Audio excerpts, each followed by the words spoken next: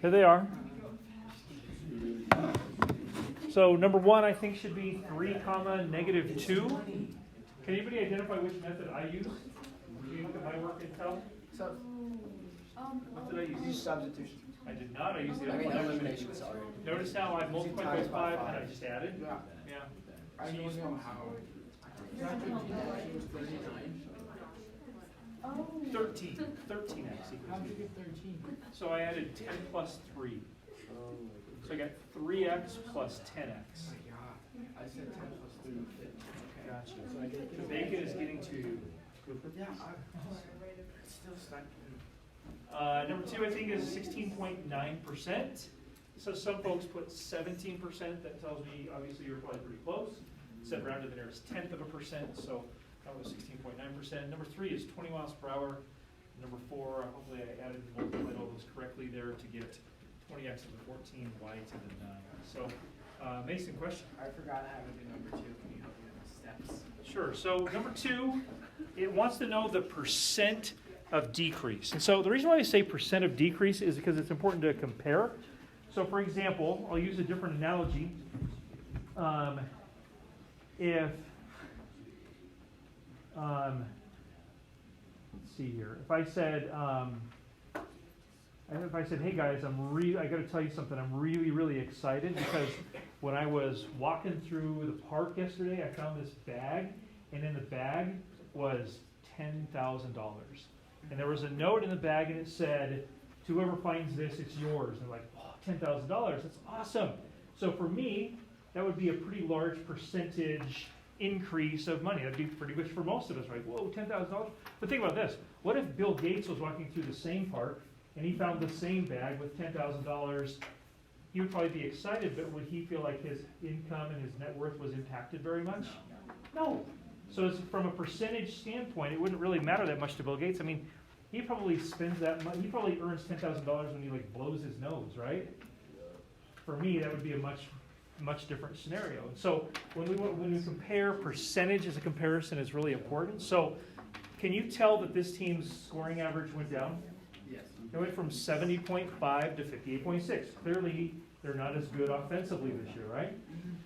So then my first step was to figure out, well, okay, how many points did this scoring average go down? And I found out by subtraction that it went down 11.9 points. Right? That's the amount that it went down. Then, when you compare and try to figure out the amount of increase, or like in this case, the amount of decrease, you always compare to what it was before. So notice on my next step here, I wrote 11.9 equals a certain percentage of last year's average, right? So I said 11.9 compared to last year is what? Well, how did I get from that red highlighted equation to here? What mathematical operation did I do to get to there? You divided by 70. I divided by 70.5. That's right. So I set it up as the little part equals the percent times last year. And then I just did division to get to my answer. And of course, I converted to a percent, right? I moved the decimal 2 places. Okay, what else? Any other thoughts? Yeah, Chase. Can you do number 4? Sure. So number 4 is always a challenging question. I want to encourage you with this. Like if you look at number 4 and you say, "Man, I struggled with this one," or I struggle with these, and we've done these already. Listen, there's a lot going on, so don't feel bad if you sometimes struggle with these.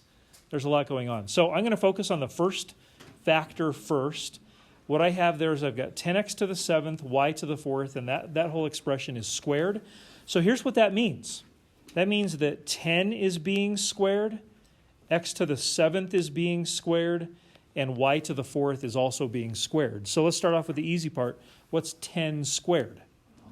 That's 10 times 10, which is 100. That's right. And then what about x to the 7th squared? That's not 14 squared. The base is still x, right? 14. It's x to the 14 because you know that you need to multiply your exponents there. And of course, like we went over in class, there's a whole long reason why we do that. But Chase, are you okay with that part? Okay. And then y to the what?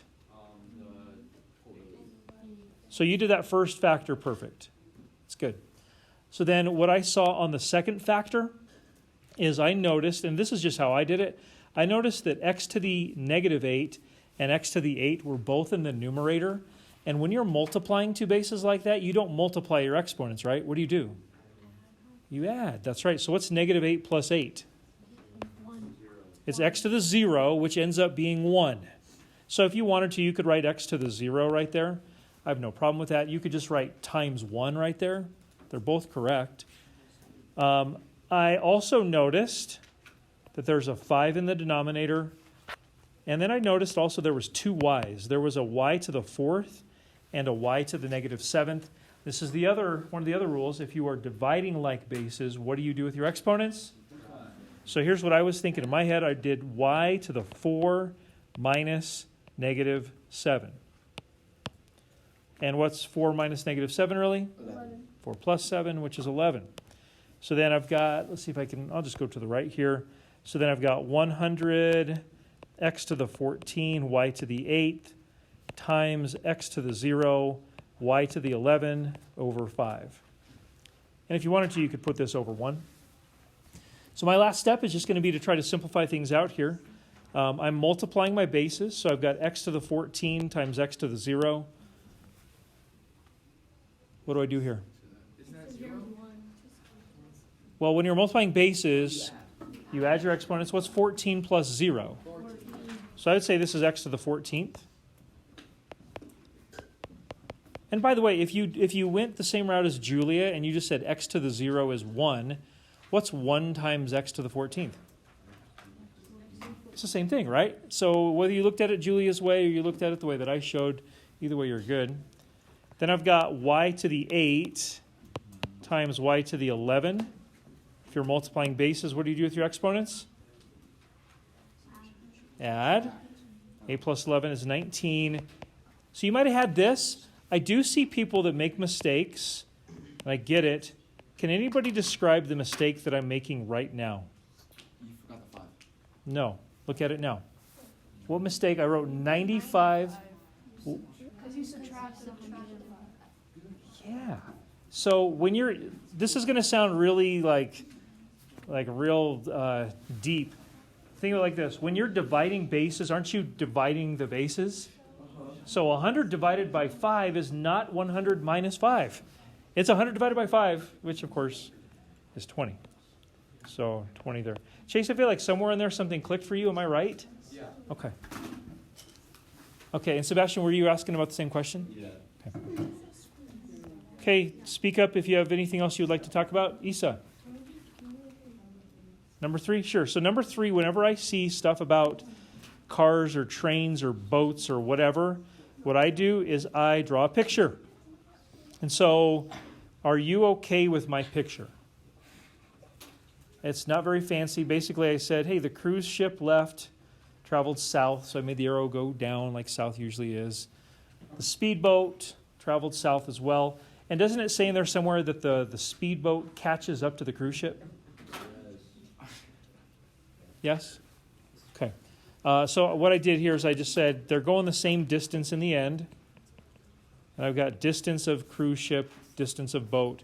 So remember with these pictures, the one requirement here that you take away is that the thing that you write has to be an equation and it's got to be true. And I'm looking at this picture and it looks a lot to me like the distance of the cruise ship would have to equal the distance of the boat. My reasoning is there that they both started in Los Angeles, right? Both started in Los Angeles, and the speedboat caught up to the cruise ship. So if they start in the same place and they stop in the same place, didn't they go the same distance? Okay. Then I just keep reading here. I know that this is really, distance is really rate times time. So I'd say rate of cruise ship times time of cruise ship equals rate of speedboat times time of speedboat. And I start thinking about all the things that I do know. For example, I know that the speedboat has an average speed of 40 miles per hour. So to me, that's the rate of the boat.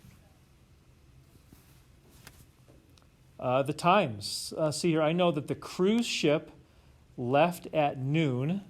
And when did the cruise ship stop? So if you start at noon and you stop at 4 p.m., how many hours have gone by? 2. Well, you started at noon, you stopped at 4. So it'd say 4 hours, right? And the other one's going to be 2. We'll get to that right now. The speedboat did not start at noon. When did the speedboat actually start? And when did it stop? 4. So if you started at 2 and you stopped at 4, there's Bray's answer, right? 2 hours. Yeah, right. So you do want to keep it straight as to which one traveled for 4 hours and which one traveled for 2 hours. That's definitely important. And then the one left over here that we don't know is the rate of the cruise ship. And happily, when you look at the question, it says, what was the cruise ship's average speed? What was the rate of travel of the cruise ship? So that's our lone unknown. Does that make sense? So what would be the math? What was the algebra that I need to do here to finish this one out? Times 40 times 2 divided by 4. Okay, so RC times 4 equals 80. And I finish it by doing division by 4. So divide by 4. And 80 divided by 4 is 20. That's where I got my 20 miles per hour on my original answer. Sebastian? Didn't you just say that, like, since it took half the time to get there, you should just... But you have to have like a mathematical way of expressing it, right? You can't just say, well, it took half the time to do this, and so it's got to be double the speed or something like that. That's what I did. So here's the issue, though. What if it's the real world and the average speed of the cruise ship is 19.763? All of a sudden, your strategy doesn't work at all. So there's a fine line here. So I'm trying to keep the numbers simple enough to where they're not distracting. But sometimes when they're simple enough, the question comes up, well, why can't I just do this? Because double this, half that, here we go. I'd like to teach you something that will work in the real world, any scenario possible, which would include decimals, unfortunately. So your reasoning is not bad, but I don't think it's transferable to the real world necessarily. Alrighty, we good? Nice one. We good? Okay, hey, we're going to do a Desmos today, so if you would grab a computer, I'll get the code up for you in just one moment. Trevor, what does Trevor have for slide 1? Okay, hey, look what Trevor wrote. He says the product can be factored into the expression, and the expression could be multiplied into the product. That's actually a pretty nice way of putting, like, multiplying and factoring being opposites of each other. I think that's well said. But I still think, even though that's well said, I think he's missing one thing that I want him to see.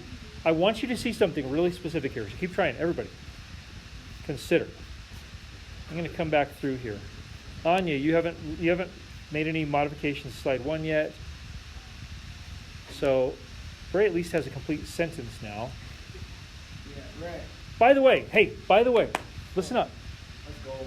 Have you guys ever asked, I'm sure you've asked the question, because every student does at some point or another. Have you ever asked the question, listen, when am I ever going to use this? Yes. So, now listen. No. Listen, no, you've got to get this. You've got to get this. Whenever somebody asks that question, be careful what you wish for. Because here's what you got to understand. You may or may not be some person that uses numbers on a daily basis. You may or may not be someone who is like an engineer or mathematician, or you might be. Who knows, right? You might not be a computer engineer, but maybe you will be. Even if you're not, you've got to get this. Isn't there a ton of value in being able to discern and express patterns of life, patterns of data, patterns of behavior, patterns of things that happen, instead of just like, I don't understand, I don't get what's going on here. If you can put things together and say, well, this and this and this happened and this was the result, I get the pattern. You understand what I'm trying to say? So it's not necessarily the math. Get it? Come on. It's not necessarily the math that's the thing that's, when am I ever going to use this? It may or may not be. But it's is my brain strong enough to see patterns? Is my brain strong enough to understand, whoa, when this happens, and that happens. Oh, I get it. I see the pattern. Versus, everything's random. I can't understand anything. That's not a very strong brain. A strong brain says, whoa, wait a minute. When that and that and that are all in place, this happens. Is that always true? It is. The pattern finding, that's huge. That's so huge. No one ever got fired for being really good at logically connecting stuff. Can you imagine? You get called, I've said this before, you get called into your boss's office, like, sorry, I gotta fire you because, man, you always make sense.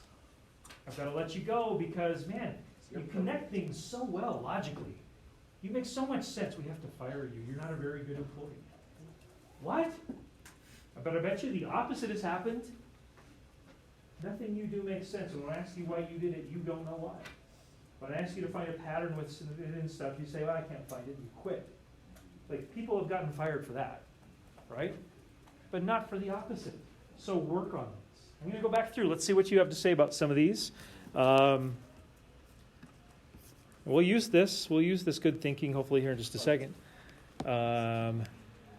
So Anya's still stuck on the same answer. Oh, you did? Yeah. I'm just... Oops, there we go. I'm just seeing the end product, so yeah, sorry. The expression is squared, Bree says. Caroline. Okay, so Caroline, you said something similar to a lot of other people here. Let me encourage you, maybe it's this. So see what Caroline wrote. She says the first number is being multiplied by each other. The last number is being multiplied by each other. But when you have a binomial times a binomial, we don't just go first times first and last times last, do we? When you have a binomial times a binomial, don't we do the 2 by 2?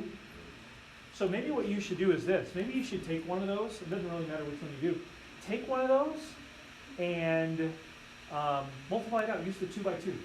Seriously, maybe grab a sheet of paper or something, or just a little empty spot on your packet, and take one of those and actually multiply together, and you might actually discover something unique. Try that. I'm going to look at the next slide here real quick, but you should. I'm still looking for someone to have an awesome answer. All right, Anya. Okay, so Anya has the nice factoring. That's really good. So Anya, you got that one right. Bray, you got that one right. So it's good. Yep. Doc, looking pretty good on screen 2 so far.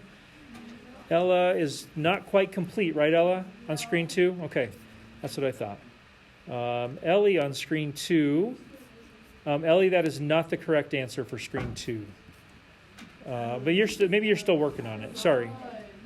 Okay, Isa.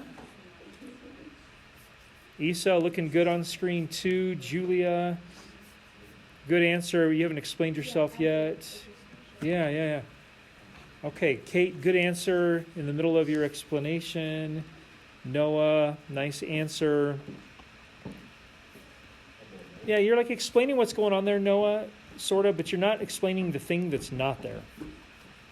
Oliver, that's good factoring. Good job. Sasha, that is not good factoring, my friend. 36 and 2. Look at what Oliver wrote. Sasha, look at what Oliver wrote up on screen. That is correct factoring. Okay. So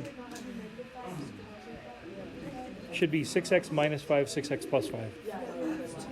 Oliver had 2 negatives. Did I go too fast? Oh, darn it, Oliver, you're not quite right. That's not right. I went too fast. Sorry. Okay, Sebastian, good answer for number 2. Sophia, good answer for number 2. I broke apart the numbers, found their squares, and broke apart the exponents. Okay. Sydney, good answer there. Okay. So far I have not seen anyone explaining the one thing that's not there. There's something that's not there that typically is there. I'm going to go back through here and just look. Okay. So let's see here. Bray. I'm just looking. Okay.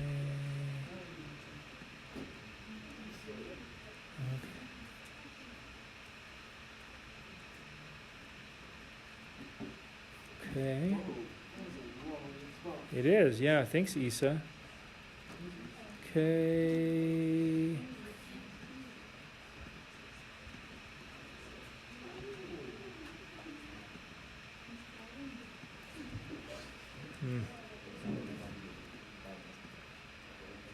Okay. Doc and Noah, you still working on screen 1? No, I haven't. Okay. So, if y'all would,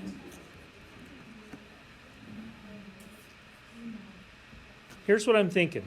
I'm just going to write right on top of this. So, if you would, here's what, it's like just about everybody at some point or another basically recognized, like for this first row, we basically did 2x times 2x is 4x squared, right? And 3 times 3 is 9, and it all just seems to work out nicely. I want you to notice this. If I did a binomial times a binomial, I would use the boxes. So I'm going to do this first one. I want you to notice what happens. There's something very unique that happens here. If I did 2x plus 3 times 2x minus 3, I'll just say the boxes. You tell me what goes where. Upper left. 4x squared. Upper right. Lower left. Negative 6x. And lower right. So what unique thing do you see happening here?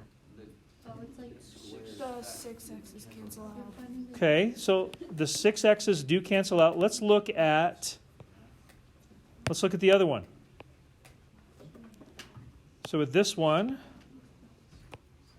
I've got 5x minus 4 times 5x plus 4.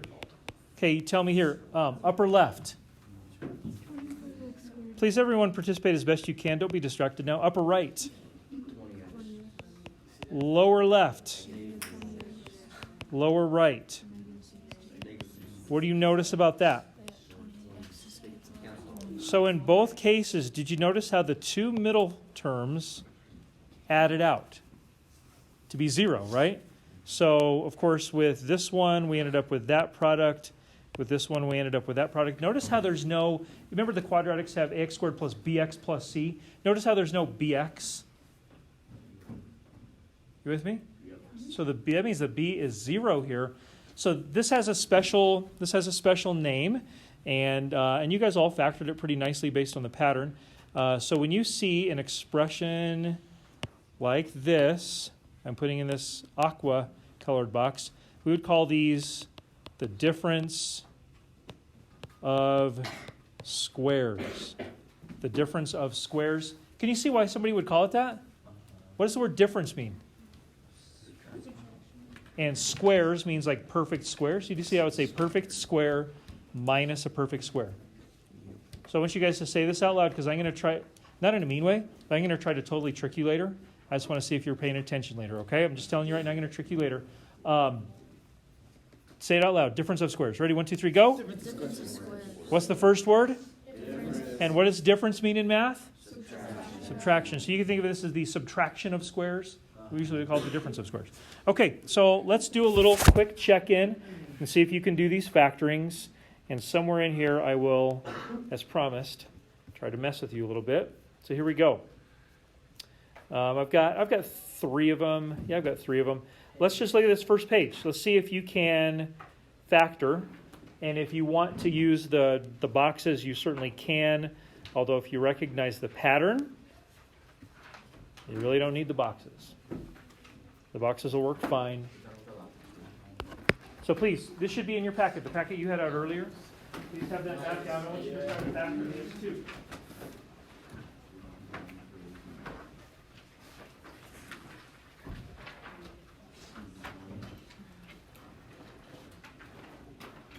Some of you, it looks like if you, I can tell that a lot of you have actually looked at these 2 already. If you want to move on to the 3rd one, feel free.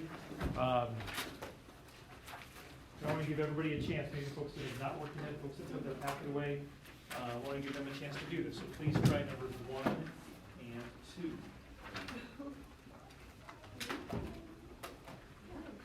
Yeah, 1 and 2. And if you get done with 2, move on to 3. It's okay. We'll get up to the board here for our last little segment of class.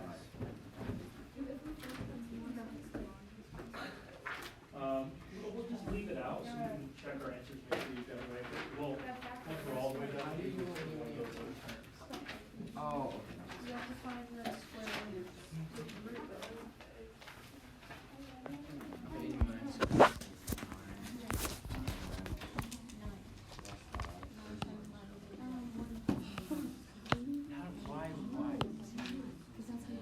Okay, raise your hand if you have an answer to offer for number 1.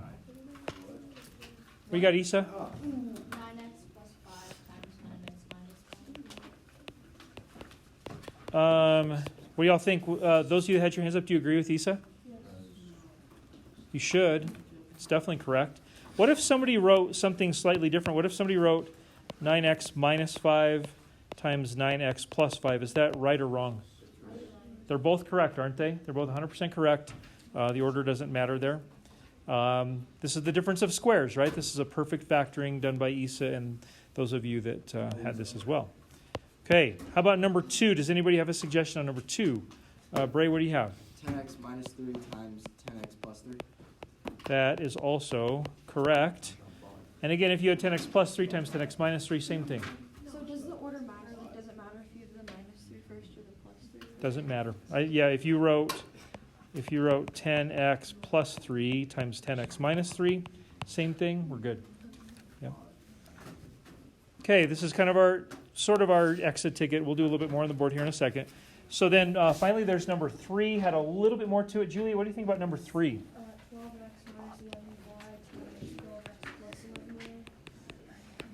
12x minus 11y times 12x plus 11y. 12x plus 11y.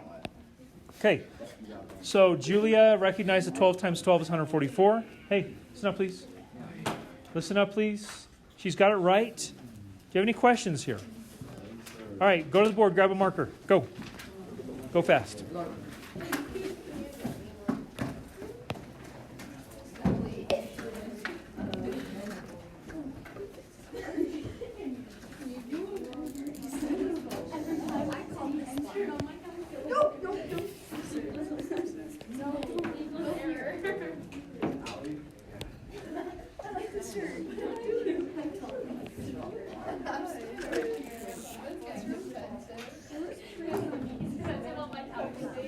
Ready to go, it's right there. 64x squared minus 25. 64x squared minus 25. Please factor this. Just turn around when you think you got it. It's right. Correct. Kate. Good. Got it. Good. Good. Sophia. That's good. Mason, is that you in the corner there? That's good. That's good. Yep. Okay, so I'm seeing a lot of you with correct answers. Looks like most all of you. Yep, that's right. Should be 8x plus 5 times 8x minus 5. Correct. Let's try another one. 64 is 8 times 8, right? 25 is 5 times 5. It's the difference of squares. Okay, let's try, we got time for maybe a couple more. Let's try this one. Let's go with 16 plus 9x squared. 16 plus 9x squared.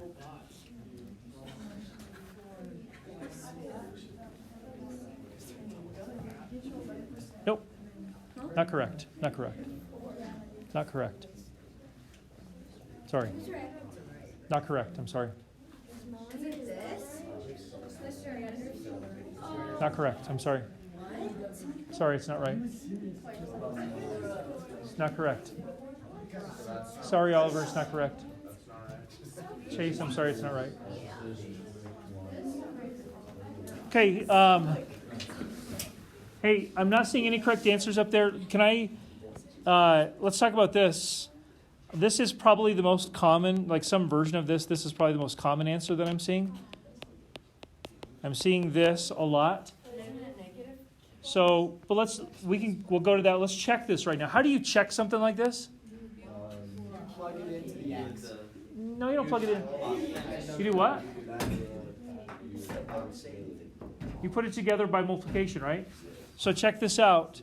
If I did my box, I would have 4 plus 3x, 4 plus 3x. Please pay attention. I hope you do.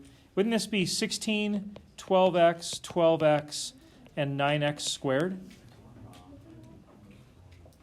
So check this out. Hey, there's a lot of details here you want to make sure you get. These two do not add out. So here you would get 16 plus 24x plus 9x squared. That doesn't match, does it? You with me? Okay, so then one of the other suggestions I saw was to have either one or both of the three x's be minuses, correct? So let's see what happens here. So if it's this and this, or maybe I'll do this one first. Please don't be distracted right now. I'm trying to help you. I've been here and done that many, many times, and I'm trying to help you not make mistakes that I've seen many students make in the past. So if I try this, I'm just going to do the multiplication quick. Wouldn't I get 16, negative 12x, 12x, and negative 9x squared? Doesn't this get me really close? Because the negative 12x and the 12x, those would add out to be 0, and I would get 16 minus 9x squared, which almost matches, but not. It's just negative. 5 minutes ago, I promised you that I would try to trick you, and I completely tricked you. So go back to the original. Hey, what? This is seeing a pattern. This is a thing you can take with you today. What is different about the purple example that's different than all the other examples we looked at up to this point? It's plus instead of. So if I took this and I had a different question and it was 16 minus 9x squared, this would factor quite easily like many of you did. This would factor as 4 minus 3x times 4 plus 3x. The truth is, Mason, please pay attention. The truth of the matter is very simple. This right here can't be factored. It's already as simple as it can be from a factoring perspective. The green one can easily be factored. You've already proven you can do that. But what you've got to do is pay close attention. Is this a plus? Yes. Or is it a minus? Because that makes a huge difference, does it not? Factorable versus not factorable. So that's what I want to leave you with here. You're obviously doing okay with the difference of squares factoring, but make sure you pay attention to details like that, and if you do, you'll be fine, okay? So we'll keep working on our factoring tomorrow. No, yes. I will see you tomorrow. Yes, I'll see you tomorrow. Have a great rest of your day. Thank you, Mr. Ernst. Enjoy lunch.